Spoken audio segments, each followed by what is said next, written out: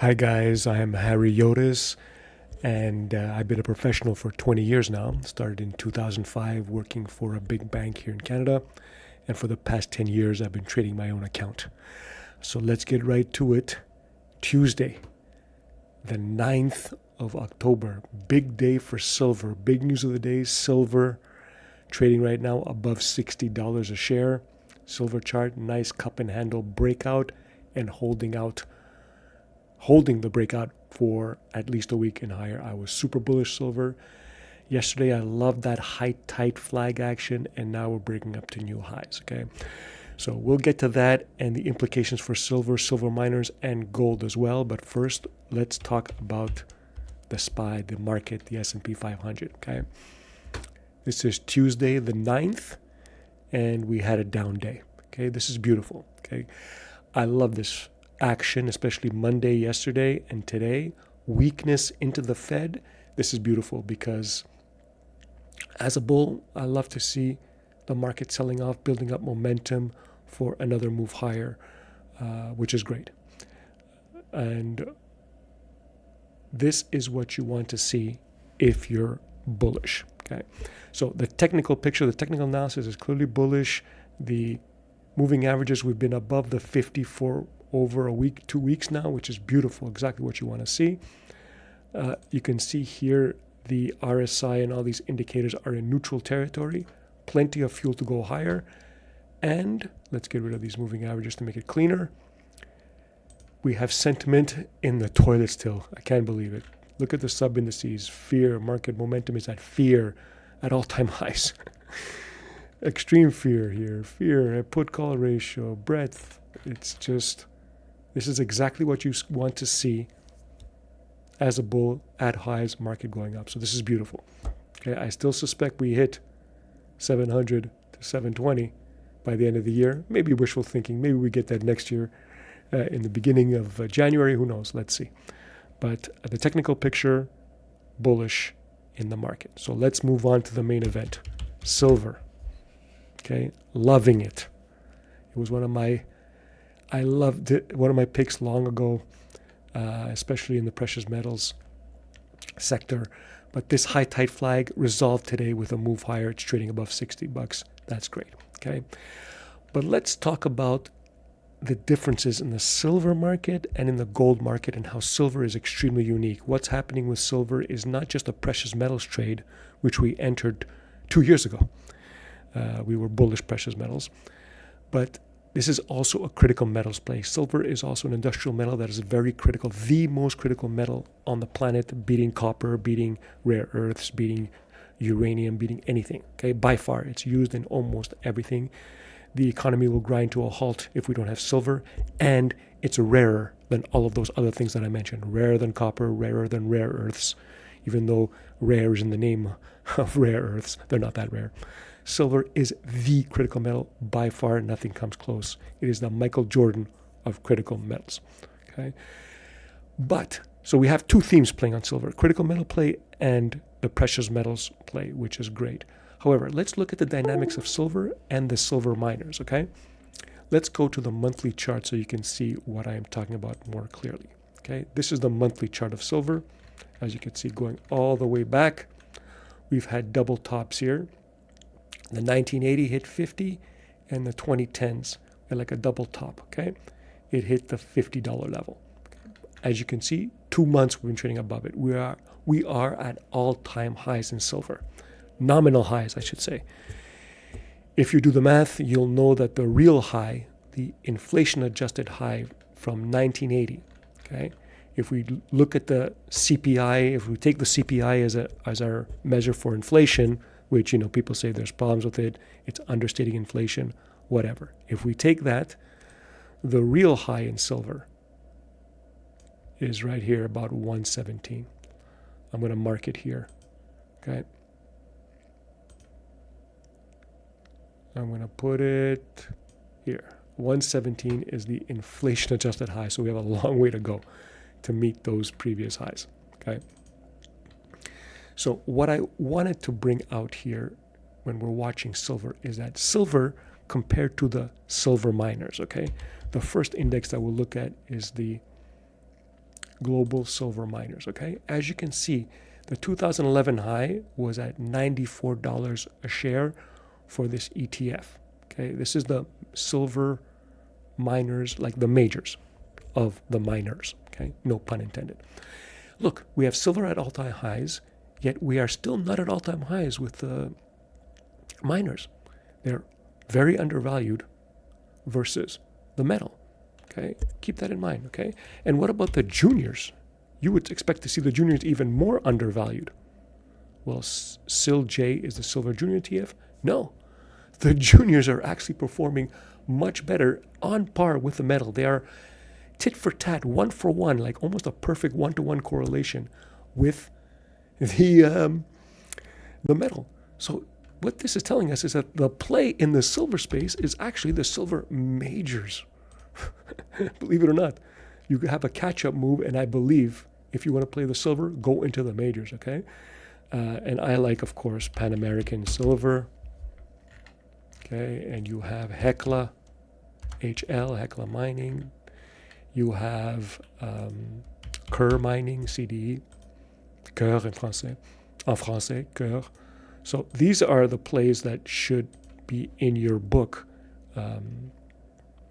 if you want to have like a catch-up move in the silver space, okay?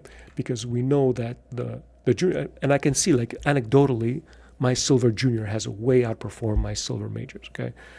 So that's how it is in the silver space, okay? But what about gold? Let's go back to the daily chart. What can we say about gold? Gold here, not at highs. I mean, it had the move before, okay? But it's still, this is bullish. This is Tuesday the 9th, very bullish. I love it. It's still great. It can probably explode higher. But this is gold trading near all-time highs. But what about the gold miners? GDX? Well, let's go back to it's trading at 82 today. Today, as you can see, it outperformed the metal, which we should see going forward. And like a cup and handle type of formation on the daily, looking very good for GDX. But let's go to the monthly chart. So you can see that, yes, for the monthly chart, they are much higher. The major gold miners are much higher and going along with gold, with the gold move. Okay, so you can see that in the gold space is the opposite. The majors are making the move first.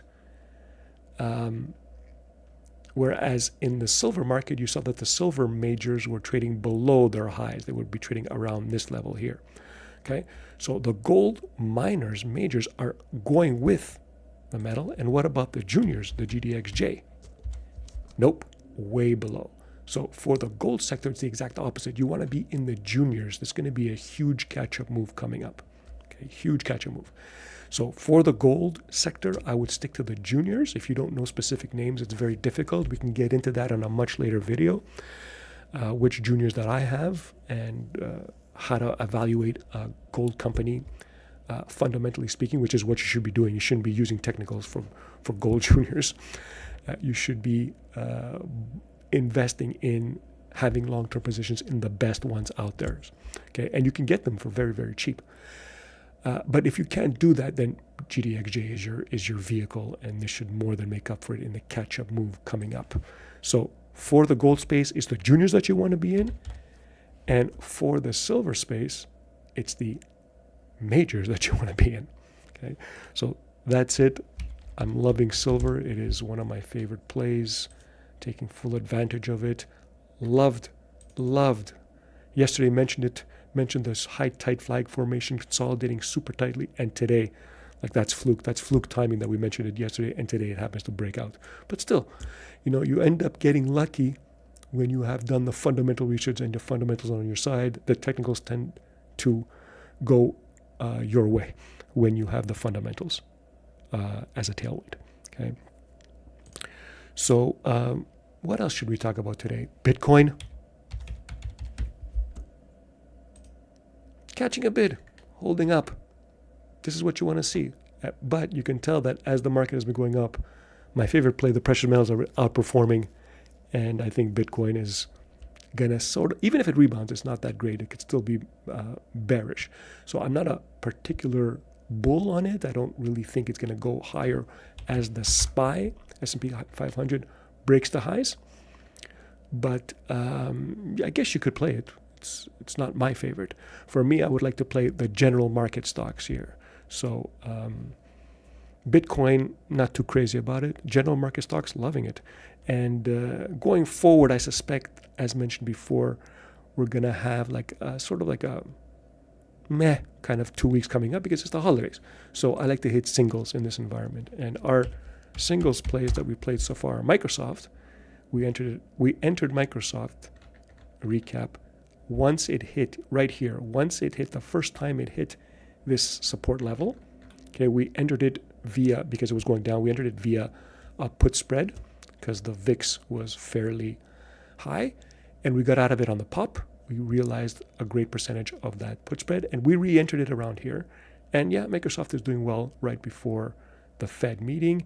However, we're still in it, okay? We've hit one single, we've booked a single profit here, and here we're still in a new put spread that we bought some puts, we sold some puts here, sorry. And we're still in it going forward. And the other one, the other trade that we'd like to hit a single on is CrowdStrike. That did very well today. As you can see, it popped up, but it came back down again because, well, it's the Fed, and nothing is going to make a big move ahead of the Fed unless your name is silver or gold. So here, doing well. This is a B- type of trade. It's in the money. We're realizing a lot, but I expect one push higher before we get out of this single. Okay, so it's been 2-3 days that we're in it. Let's see what happens. And for the Microsoft, we've been in it for 3 days now. Okay, so we look to close that. So let's recap. SPY, still bullish, loving the negative action going into the Fed meeting. It sets up for another move higher. And the extreme sentiment, not super extreme, but fearful sentiment going into this meeting is perfect as well.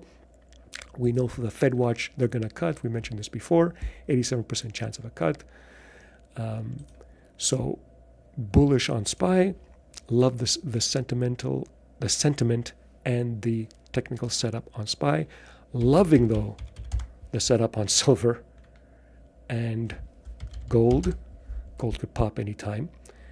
Specifically, the gold miners, GDX, but more importantly, GDXJ. I think the juniors are going to break out and go to the monthly chart here.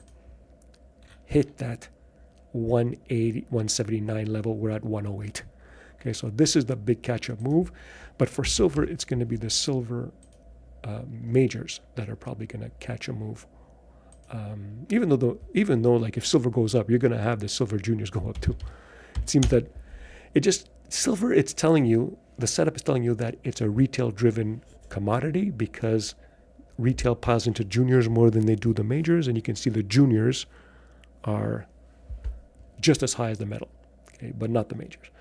So, and of course, our singles are, let's go back to the daily chart. Our singles in Microsoft, we booked one here, and it's well in the money here. It should do very well.